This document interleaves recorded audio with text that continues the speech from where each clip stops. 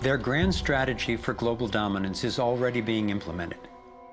They are carving up the world into superstates that transcend national boundaries so that we are easier for them to manage.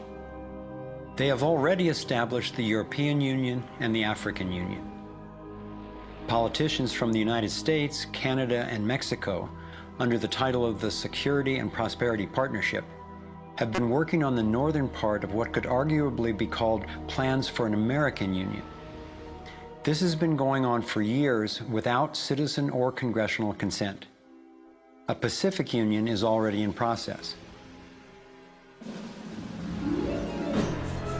This is the organizational chart for global tyranny, the structure for complete control. Here are two of the most powerful men in Europe talking about moving to a single world government. It is extremely important that we, in this new ownership of global governance, have, particularly on both sides of the Atlantic, the implementation of the same rules in the same fashion. 2009 is also the first year of global governance, with the establishment of the G20 in the middle of the financial crisis. On the international level, the central banking elite have put huge organizations in place to implement their policies, including the World Trade Organization, the World Health Organization, the World Bank, and the International Monetary Fund. John Perkins is a man who knows from decades of his own experience as a so-called economic hitman how the collusion of banks, corporations, and governments has taken over countries around the world.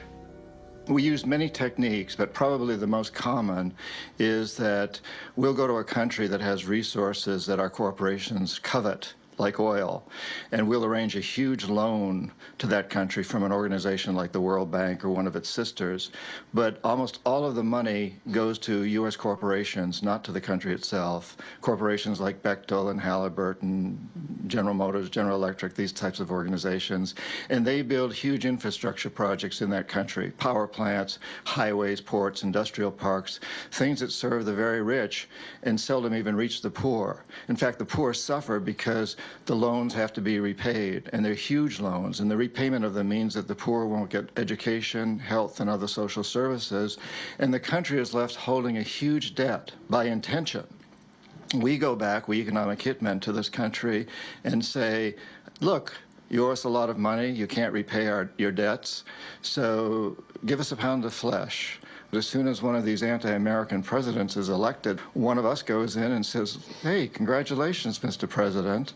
Now that you're president, I just want to tell you that I can make you very, very rich, you and your family. I've got several $100 million in this pocket.